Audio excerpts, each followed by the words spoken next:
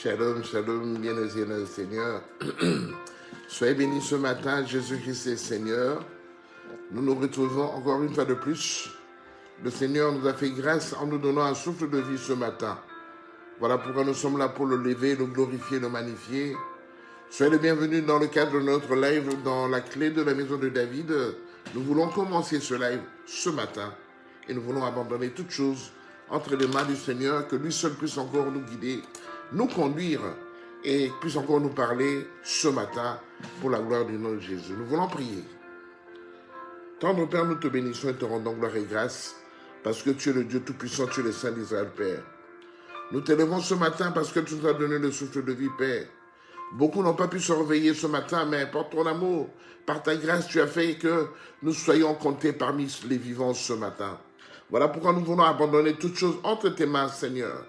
Conduis-nous, guide-nous, parle-nous ce matin. Nos cœurs ont besoin de toi, Seigneur. Nos cœurs veulent encore écouter les oracles que tu as mis à notre disposition pour cette journée ainsi que pour cette semaine.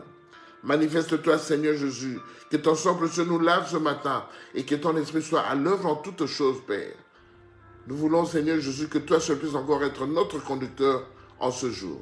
C'est dans le nom de Jésus-Christ de Nazareth que nous t'avons ainsi prié. Et nous disons Amen. Amen, Amen, Amen. Bien-aimés dans le Seigneur, soyez bénis. Je bénis le Seigneur parce qu'il nous a donné cette grâce. Je le bénis parce qu'aujourd'hui, nous sommes comptés parmi les vivants. Et par son amour, bien-aimé, ce n'est pas parce que nous sommes merveilleux. Ce n'est pas parce que nous sommes les meilleurs. Parce que beaucoup de meilleurs ne sont pas réveillés ce matin. Mais par sa grâce, par son amour, il a permis que nous puissions être comptés parmi les vivants ce matin. Quelle grâce! Nous voulons ce matin voir ce que le Seigneur nous a promis. Voir ce que le Seigneur nous a préparé. Parce que tous les jours, le Seigneur nous prépare quelque chose. Parce qu'il a dit dans sa parole qu'il envoyait sa parole et sa parole les guérit. Nous avons besoin tout le temps, constamment, de la guérison spirituelle. C'est la parole qui va nous donner la guérison d'abord spirituelle. Avant que cette guérison devienne matérielle, elle est d'abord spirituelle. Quand nous lisons dans le livre de Matthieu, chapitre 16, le verset 24, le Seigneur Jésus-Christ nous dit quelque chose d'assez interpellant. Et cette chose, il nous l'a dit parce que il sait que beaucoup sont complètement en dehors de sa volonté. Et il nous dit quelque chose qui m'a vraiment interpellé dans le livre de Matthieu, chapitre 16, le verset 24. Il nous dit ceci. Alors Jésus dit à ses disciples, « Si quelqu'un veut venir après moi, qu'il renonce à lui-même, qu'il se charge de sa croix. Si quelqu'un veut venir auprès de moi, qu'il renonce à lui-même et qu'il se charge de sa croix. » Bien-aimé, le Seigneur a été clair et il a été explicite. Il a dit, en me suivant, en venant auprès de moi, je demande à toute personne, à tous mes disciples, de renoncer à soi-même et de porter sa croix. Nous avons vu l'expérience que le Seigneur a connue quand on l'a condamné. On l'a condamné. On lui a fait d'abord faire le tour bien-aimé, le tour de toute la cité de Jérusalem, tout près du mont Golgotha. Là, on allait le crucifier. Bien-aimé, on lui a fait porter la croix. On lui a fait porter sa propre croix sur laquelle on allait le crucifier. Cela veut dire quoi? Bien-aimé, le Seigneur disait par là que quand tu veux me suivre, sache que mon chemin n'est pas un chemin de tout repos.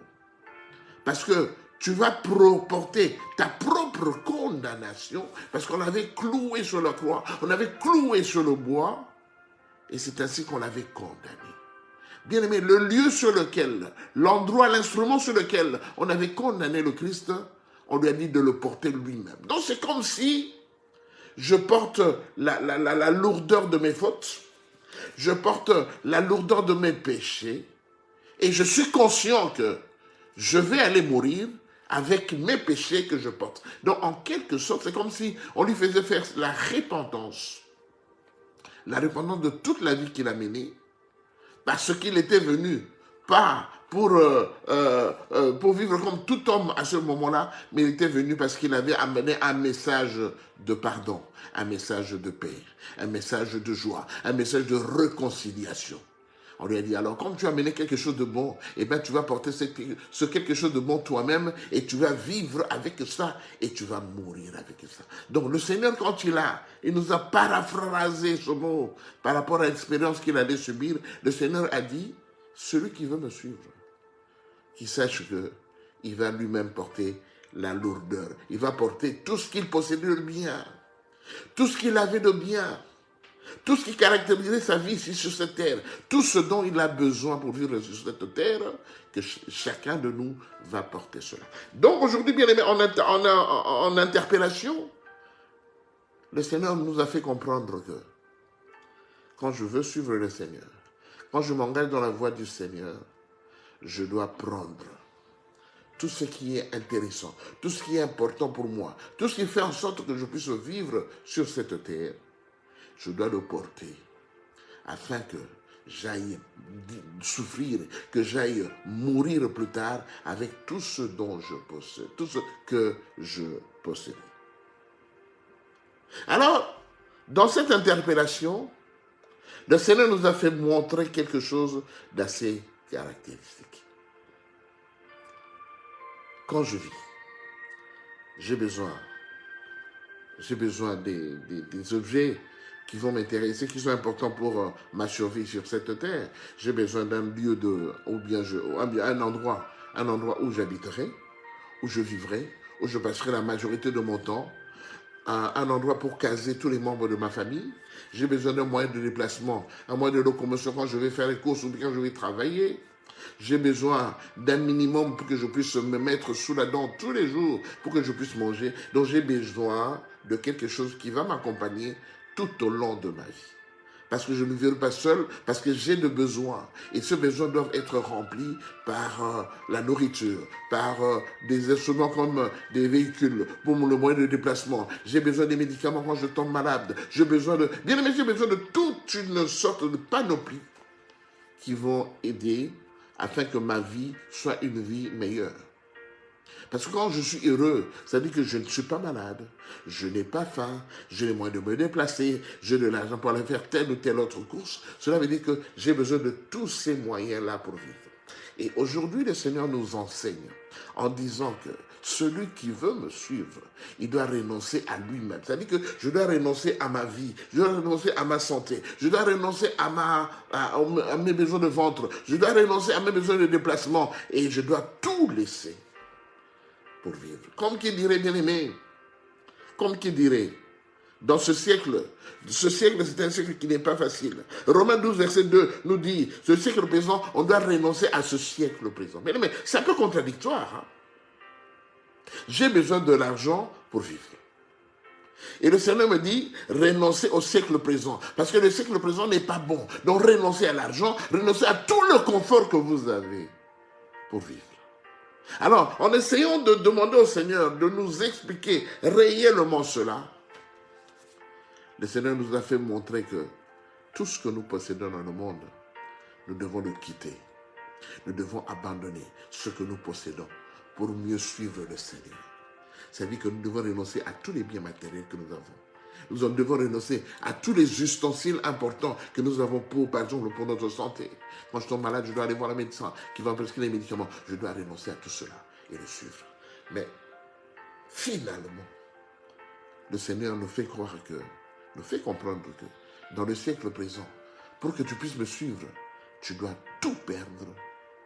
Tout perdre. Parce que pour gagner le Seigneur, je dois tout perdre tout ce que je possède pour le gagner. Alors bien aimé, dites-moi, je suis malade, j'ai de l'argent pour m'acheter les médicaments. Le Seigneur me dit, laisse tomber cet argent, prends cet argent, donne aux pauvres qui n'ont rien à manger. Toi, suis-moi seulement. Parce que quand tu me suis, moi je suis le médecin des médecins, je suis le pourvoyeur de toutes choses, je bénis, je donne. Bien aimé, je suis marié. Je suis marié, mais avec mon épouse, avec mon mari, on n'arrive pas à avoir des enfants. On fait tout, on fait des examens in vitro, on fait tout ce qui est important pour vivre. Le Seigneur me dit, laisse tomber tout cela, suis-moi seulement. Parce que quand vous me suivez, moi je sais que vous avez besoin des enfants, je vais vous donner des enfants. Il y a encore une histoire dans la Bible où il y a une femme. Cette femme avait la perte de sang depuis 12 ans. Pendant 12 ans, cette femme a vu tous les médecins qui pouvaient exister dans le monde. Cette femme, on dit qu'elle avait de l'argent, mais elle a dépensé tout ce qu'elle possédait. Et je suppose aussi qu'en dehors des médecins, elle a vu des tradipraticiens, elle a vu aussi des magiciens qui pouvaient l'aider, la guérir par rapport à son problème, mais elle n'a trouvé aucune solution. Mais le jour où elle a décidé de suivre le Seigneur, parce qu'il a dit, j'ai tout dépensé, je n'ai plus rien, je suis le Seigneur maintenant. Et si seulement je puis passer en derrière de lui, déjouer un peu l'attention de ceux qui font sa ceinture de sécurité et aller juste tirer le pont de sa robe. Bien aimé, cette femme avait une foi tellement pressante, une foi tellement vivante qu'elle a fait tout ce qu'elle proposait de faire et elle est allée jusqu'à tirer le pont de sa robe. Bien aimé, une fois qu'elle a eu le contact avec le Seigneur, la Bible dit que la perte de sang cessa. Stop! Donc là, il y avait l'hémorragie. Stop! Fini! Et c'était la guérison totale. Parce que cette femme avait compris que j'ai tout dépensé dans la vie. J'ai tout donné. Je donnais à tous, même les charlatans, j'étais les voir parce que j'en avais marre de cette situation. Mais je n'ai pas trouvé la solution. Mais une fois que je suis allé voir le maître, le maestro, quand j'ai été le voir, je n'ai même pas parlé. J'ai servi seulement de prendre quelque chose qu'il avait avec lui. Et je touchais juste sa robe et la perte de sang s'est arrêtée.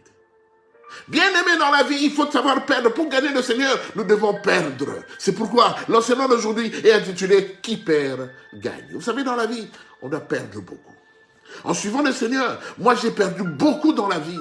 J'ai perdu de mes amis, j'ai perdu leur fréquentation, j'ai perdu beaucoup de moyens que j'avais pour pouvoir avoir de l'argent facilement. J'ai perdu mes fréquentations. J'ai perdu ma façon de me comporter parce que je me suis dit, je suis le Seigneur. Bien aimé, j'ai été le mépris de beaucoup de mes amis parce que j'ai abandonné, j'ai tout perdu, tout ce que j'avais dans le monde, j'ai perdu, j'ai dit, je suis le Seigneur. Moi et ma famille, nous avons suivi le Seigneur. Nous avons subi beaucoup de critiques.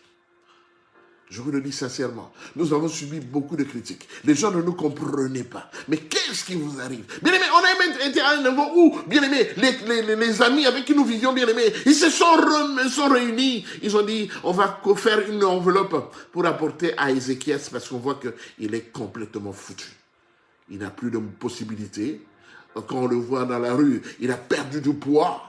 On va aller le secourir. Parce qu'on ne peut pas voir un de nos amis souffrir comme ça, mourir comme ça, alors que nous pouvons le secourir. Mais ils ont fait ça. Ils m'ont envoyé une enveloppe pour me soutenir parce qu'ils ont dit que je ne m'en sortais plus avec ma famille et tout ça.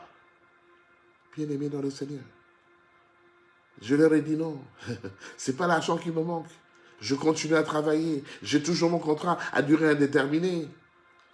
Je gagne bien mon salaire, rien n'a changé, mais j'ai pris une résolution. Je me suis dit, je laisse tout tomber dans le monde, je suis le Seigneur. J'abandonne toutes les fréquentations, j'abandonne toutes les habitudes que j'avais, bien aimé, qui m'éloignaient de la présence du Seigneur. Et je dis, je me focalise, je suis focus sur le Seigneur. Quand nous regardons dans la Bible, bien aimé, notre frère Moïse, quand vous lisez dans Hébreux chapitre 11, verset 24, la Bible déclare que Moïse, quand il a compris qu'il était dans une position de suprématie, il était dans la famille royale qui ne manquait de rien. Il avait tout ce dont il avait besoin. Il s'est rendu compte que quand je suis dans cette famille et que tout est facile pour moi, je ne manque de rien. Je grandis bien, je vis bien, j'ai des gardes tout autour de moi. Quand je fais seulement comme ça, je demande quelque chose, on me l'apporte directement. Bien aimé, Moïse pouvait voyager quand il voulait. Il a fait beaucoup de voyages auprès de sa famille, la famille de Pharaon. Il a été dans toute l'Afrique. Il a connu les chars et les avions supersoniques. Il a été partout. Moïse a été un vaillant héros, un grand prince de l'Égypte. Moïse, prince de l'Égypte, il va voyager partout.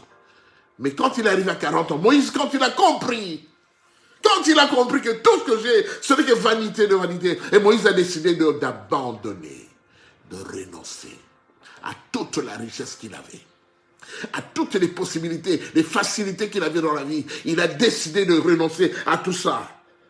Et la Bible déclare que quand il a compris, Moïse a décidé de quitter la richesse, d'aller s'exiler, d'aller vivre dans le désert où il n'y avait rien. Dans le désert, il est devenu comme un mendiant, comme un SDF.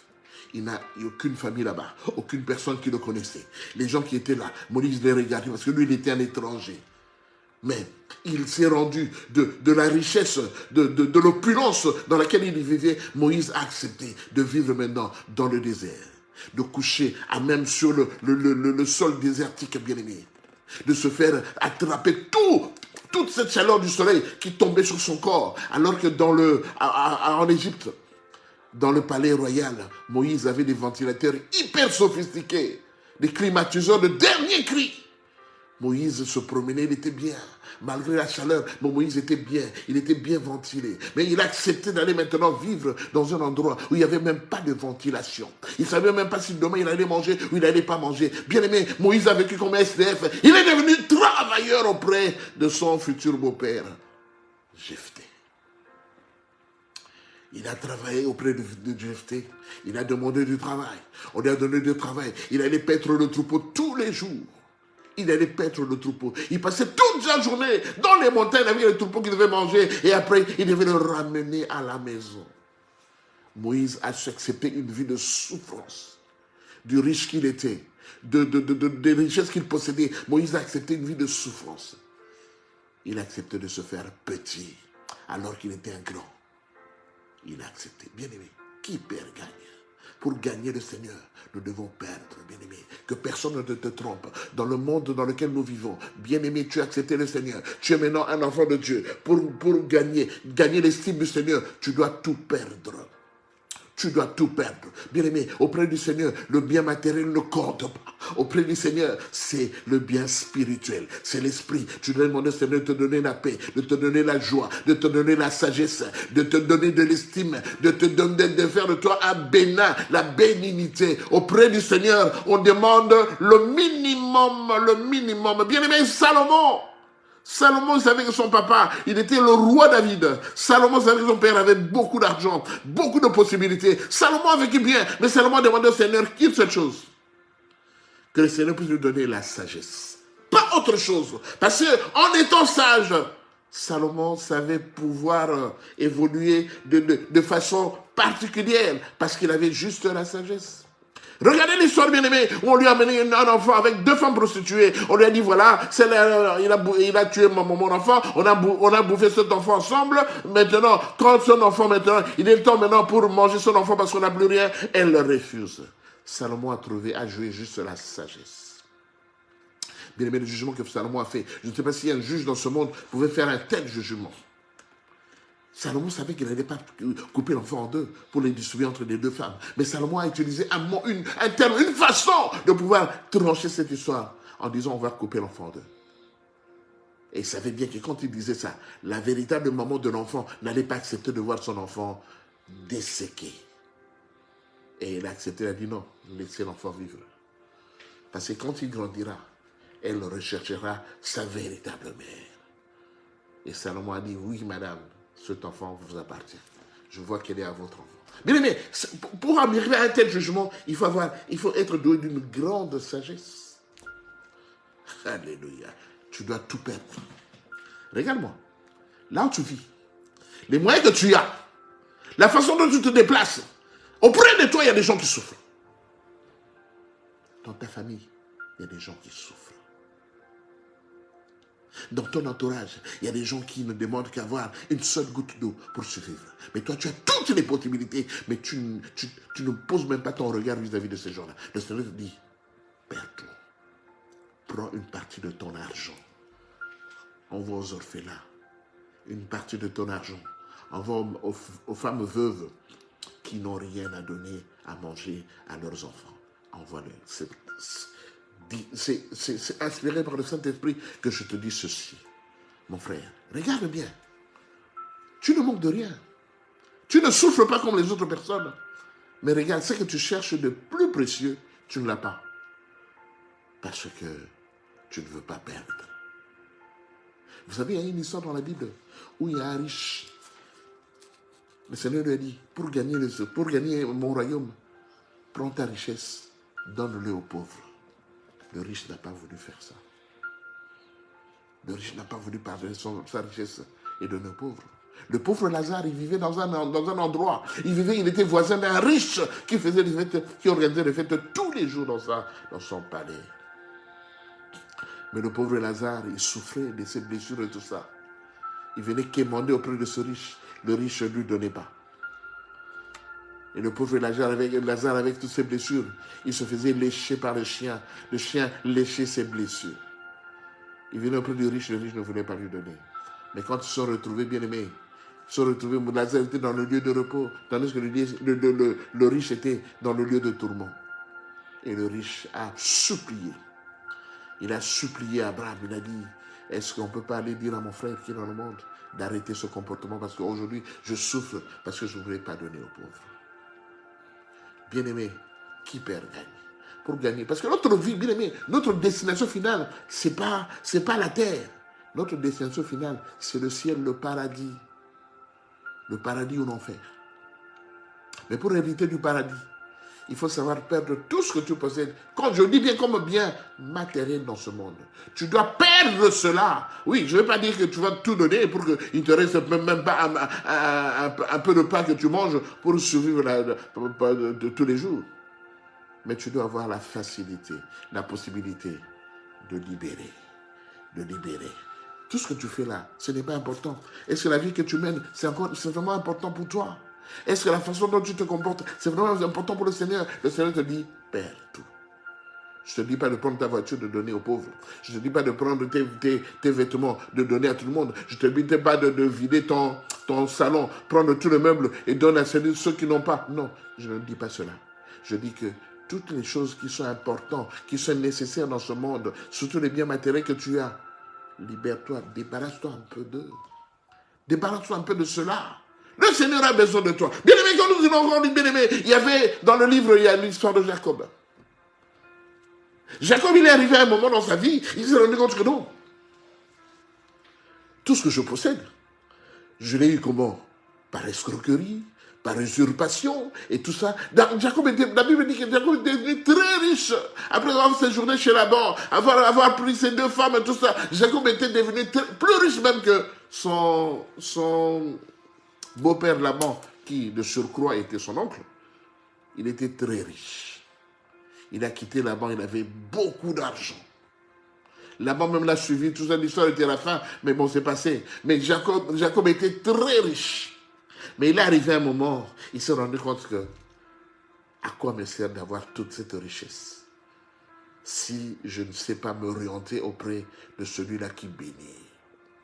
Dans Genèse chapitre 32, verset 24, la Bible dit que Jacob demeura seul.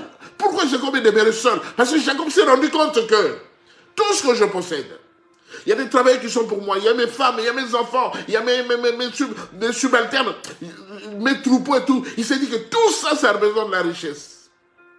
Tout ça, ça représente les biens matériels.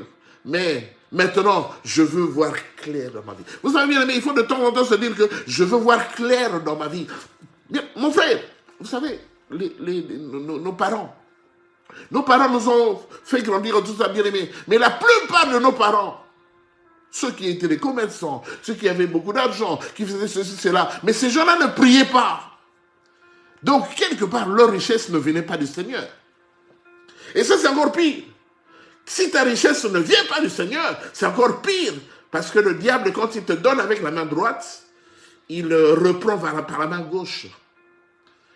La plupart des richesses de nos parents, c'était des richesses des cognes, des familles.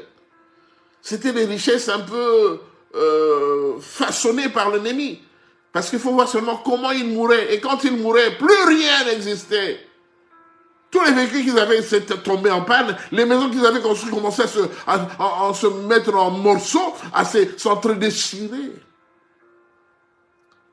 Et Jacob a dit, tout l'argent que j'ai, tous les biens que j'ai, je vais y renoncer. Si je ne rencontre pas celui-là qui donne le souffle de vie, si je ne rencontre pas celui-là qui fait en sorte, qui a permis que je puisse avoir tous ces matériels, tous ces biens, je ne continuerai plus. Et la Bible dit dans Genèse 32, verset 24, Jacob demeura seul. Et quand il demeura seul, il a fait quoi, bien aimé? Il a lutté toute la nuit avec Dieu. Il a combattu avec Dieu toute la nuit. Bien aimé, à un moment, Dieu lui dit, lâche-moi, laisse-moi partir. Jacob a dit, je ne te lâcherai pas jusqu'à ce que tu me bénisses. Parce que Jacob avait compris que la bénédiction qu'il avait, ce n'était pas une bénédiction. Cette bénédiction qu'il avait, elle n'était pas propre, elle était sale. Ce matin, je parle à quelqu'un qui a une bénédiction pour lequel il se rend compte que c'est une bénédiction qui est sale. Tu as été béni par un marabout. Tu as été béni par une dame qui raconte des aventures. Tu as été béni parce que tu t'es engagé dans une société secrète. Tu as été béni parce que tu as signé un pacte avec l'ennemi. Tu es conscient de cela. Ce matin, je parle à toi. Je te regarde dans les yeux. Regarde-moi dans les yeux. Lis sur mes lèvres. Je te parle à toi. Tu as signé un pacte avec quelqu'un. Tu as sacrifié quelque chose pour être riche. Je te parle ce matin. Il est temps pour toi de tout perdre. Pour gagner le Seigneur, tu dois perdre cela. Et pour le faire, tu dois te repentir. Le Seigneur a besoin de toi. Il a dit, malgré les temps d'ignorance, le Seigneur appelle tout le monde à la repentance. Tu es ignorant. Tu as hérité des biens de la famille, de la famille. Ton père t'a laissé un héritage. Tu es maintenant l'héritier de sa maison. Tu es l'héritier de ses biens, de ses affaires. Il t'a donné en héritage. Mais ton père ne priait pas. Je reprends. Ton père ne priait pas. Tu le sais très bien. Et ton père t'a dit que quand tu vas voir certaines manifestations dans ta vie, sache que c'est le moment. Bientôt, ces gens-là vont revenir et prépare-toi à le donner à ton fils. Je te parle à toi ce matin. Tu es conscient de ce que je suis en train de dire. Et tu commences déjà à sentir cela. La pression de l'autre côté. Le Seigneur te dit, tu dois tout perdre. Il est temps pour toi de tout perdre. Il ne faut même pas le léguer à ton fils aîné, à ta fille aînée. Ne le fais pas. Ce sont des choses spirituelles. Le Seigneur t'appelle à la repentance. Bien-aimé, pour gagner le Seigneur, nous devons tout perdre. Il y a un jeu quand on était plus jeune. Il y a un jeu de dames qui s'intitulait « Qui perd gagne ». C'est-à-dire qu'on joue. Au plus je perds mes pions, je gagne. Dans le Seigneur, c'est le même principe. Qui perd gagne. Pour gagner le Seigneur, tu dois perdre. Tu as beaucoup gagné. Mais de quelle façon tu as gagné? Le Seigneur te dit ce matin, accepte seulement de perdre. Et lui, il est derrière toi pour t'aider. Là où tu es maintenant, reçois la puissance du Seigneur. La Bible déclare quiconque parlera du Seigneur, il sera sauvé. Quiconque prononcera le nom de Jésus sera sauvé. Là où tu es maintenant, écoute-moi bien. Je demande seulement de prononcer le nom de Jésus. Le nom de Jésus. La Bible dit dans le livre de Philippiens chapitre 2, du verset 6 au verset 9, la Bible dit, c'est pourquoi Dieu l'a souverainement élevé et lui a donné le nom qui est élevé au-dessus de tout nom, afin que devant la croix, tout genou fléchisse et que toute langue connaisse que Jésus-Christ est Seigneur et Sauveur. Au nom de Jésus maintenant, la main de Dieu est sur toi. Oui, la main de Dieu est sur toi. Le Seigneur voit que tout ce que tu possèdes, cela ne l'intéresse pas. Parce que la volonté, l'intérêt, son intérêt n'est pas dans tout ce que tu possèdes. Tu possèdes des biens matériels.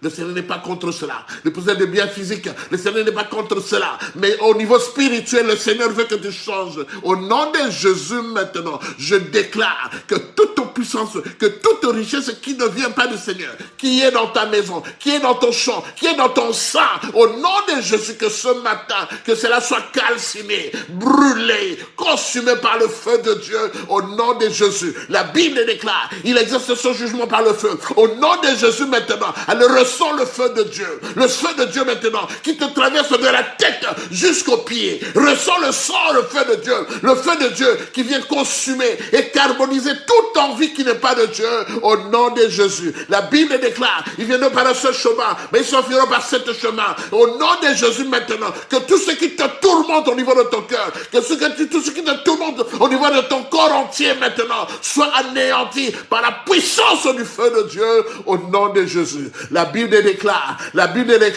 j'anéantirai toute puissance qui ne vient pas de moi. Je l'anéantirai dans ta vie au nom de Jésus. Maintenant, le Seigneur est en train maintenant d'anéantir toute pression qui n'est pas de Dieu. Au nom de Jésus, la Bible déclare que toute plante qui n'a pas planté mon Père sera déracinée. Au nom de Jésus, que toute plante diabolique, que toute plante ténébreuse maintenant, qui n'est pas de Dieu, qui était sémée dans ton corps maintenant, soit consumée, soit carbonisée, soit déracinée maintenant. Au nom de Jésus, de la tête jusqu'aux pieds. Maintenant, toute plante diabolique maintenant est déracinée, enlevée de ton corps, enlevée de ton esprit et précipitée dans le lieu aride au nom de Jésus. La Bible déclare, quiconque invoquera le nom de Jésus sera sauvé. Maintenant, le nom de Jésus maintenant. J'invoque le nom de Jésus dans ta vie. J'invoque le nom de Jésus dans tes affaires. J'invoque le nom de Jésus dans ta famille. J'invoque le nom de Jésus dans ton foyer. Au nom de Jésus, Seigneur, Seigneur, que ta paix touche mon frère. La Bible déclare, non, la main de l'Éternel n'est pas courte pour sauver, ni ses oreilles trop dures pour entendre. Au nom de Jésus maintenant, la main de Dieu sous la puissance du Saint-Esprit de Dieu. La main de Dieu est en train de t'explorer, explorer ton corps tout entier. La main de Dieu commence maintenant à enlever, à faire un travail, à nettoyer ton corps, à nettoyer ton corps, afin que tout ce qui est impureté soit écarté, soit enlevé, soit débarrassé de ton corps et précipité dans le lieu aride au nom de Jésus. La Bible déclare, là où vous allez être, vous allez vivre, vous allez aller, si vous trouvez la paix, laissez-y la paix. Au nom de Jésus maintenant, je déclare que la paix soit tout autour de toi. Je déclare que la paix soit dans ta maison. Je déclare que la paix soit dans ton travail. Je déclare que la paix soit dans ton corps. Je déclare que la paix t'environne et t'accompagne partout où tu seras. Parce que c'est Dieu qui donne la paix, c'est Dieu qui donne la joie. Saint-Esprit de Dieu, manifeste-toi dans ta présence, Esprit de Dieu, dans ta présence, que tu accomplisses tout ce que le Père a dit, que tu accomplisses toute la volonté du Père dans la vie de mon frère et dans la vie de ma soeur. Saint-Esprit de Dieu, manifeste-toi, que ta main puissante touche, que ta main puissante nettoie, que ta main puissante donne la vie, donne la paix, donne la joie, parce que tu es le Dieu tout-puissant. La Bible déclare, ils ont vécu par le sang à cause du sang de l'agneau et la parole leur témoignage, que le sang de l'agneau, que le sang du Christ qui a coulé au mont Golgotha vienne te laver, te nettoyer, te purifier ta maison tout entière, purifier ton corps tout entier, purifier ton travail, que le sang de Jésus maintenant te rende invisible aux yeux et aux attaques de l'ennemi. Merci Seigneur parce que tu es Dieu. Merci Seigneur parce que tu es derrière ta parole pour l'accomplir par des signes, par des miracles et des prodiges. Merci Seigneur parce qu'aujourd'hui mon frère a accepté de perdre tout ce qu'il avait de superflu qui ne venait pas de toi, de perdre maintenant son estime du monde, de perdre maintenant cette envie du monde, et mon frère a accepté aujourd'hui de se conformer à toi, parce qu'au lieu de se conformer au siècle présent, parce que le siècle présent c'est un leurre, mais il a décidé de se conformer à toi, en essayant de transformer le renouvellement de son intelligence. Il a accepté le renouvellement de son intelligence afin que toi seul puisses encore agir dans sa vie. Je te bénis Seigneur. Je te bénis pour cette grâce particulière, Père, que tu nous as donnée, parce que toi, tu as dit, Père, gloire Seigneur, la nourriture des enfants, on ne le donne pas aux chiens. La nourriture des enfants, on ne le donne pas aux chiens, Père. Merci, Seigneur, parce que tu nous as considérés comme étant tes enfants, mais nous ne sommes pas des chiens, Père, gloire. Tu nous as donné cette nourriture aujourd'hui, Seigneur. Laisse que puisse encore, Seigneur, puisse encore nous apporter la paix, nous apporter la vie ce matin, afin que toute la semaine que nous puissions vivre sous le dessein de ta gloire et de ta paix. Car la Bible déclare que celui qui demeure sous l'abri du Très-Haut repose à l'ombre du Tout-Puissant. Que ton ombrage vienne me sécuriser, mon frère et ma soeur. Que ton ombrage nous rende invisibles aux yeux et aux attaques de l'ennemi. Comme tu m'as toujours dit, l'Éternel est mon berger, je ne manquerai de rien. L'Éternel est le berger de mon frère, il ne manquerait de rien. L'Éternel est le berger de ma soeur, elle ne manquerait de rien, parce qu'elle aura tout ce dont elle aura besoin, Père. Je te bénis, Père, gloire pour cette grâce. Je te bénis, Seigneur Jésus, pour ta main puissante qui nous a encore donné la vie, donné la paix, qui nous a encore rafraîchi ce matin, afin que nous puissions encore vivre calmement et honnêtement, Père, gloire, la grâce que tu as accordée devant nous, Seigneur. Nous te bénissons, Père. Nous te rendons gloire et grâce. C'est dans le nom du Seigneur Jésus que nous t'avons ainsi prié et nous disons Amen. Amen, amen, amen, bien-aimés dans le Seigneur. Soyez bénis, nous sommes arrivés à la fin de notre live de ce matin. Je sais que le Seigneur a interpellé une personne ce matin. Je sais que le Seigneur a interpellé une femme ce matin. Mais tout ce que nous vous recommandons, c'est de réécouter cet enseignement, de le partager au maximum, de continuer à vous abonner sur notre chaîne YouTube, de continuer à vous abonner sur notre chaîne Facebook, La Clé de la Maison de David, de continuer à être présent. Écoutez les enseignements, cela va vous apporter du bien. Cela va vous faire du bien, bien-aimés. Nous sommes inspirés par la puissance du Seigneur de vous donner ces enseignements parce que de nous-mêmes, moi-même, je n'ai pas les enseignements à vous donner. Mais c'est le Seigneur qui me dit de vous donner cela, de répéter certains des enseignements que j'ai déjà donnés il y a longtemps, afin que cela vous apporte la vie, vous apporte la paix. Soyez bénis ce matin, soyez bénis pendant toute cette semaine et que la grâce du Seigneur soit avec vous. Soyez bénis. Le Seigneur permettra encore que nous puissions encore nous revoir pendant la semaine pour écoutez, parce que le Seigneur parle tout le temps. Mais des fois, nous ne sommes pas attentifs à ce qu'il dit. Mais le Seigneur permettra que nous puissions encore nous retrouver pour sa seule et unique gloire. Que le Seigneur bénisse tout à chacun de vous et que tout à chacun de vous puisse vivre la grâce que le Seigneur nous a donnée ce matin. Soyez bénis, vous tous. Shalom, shalom.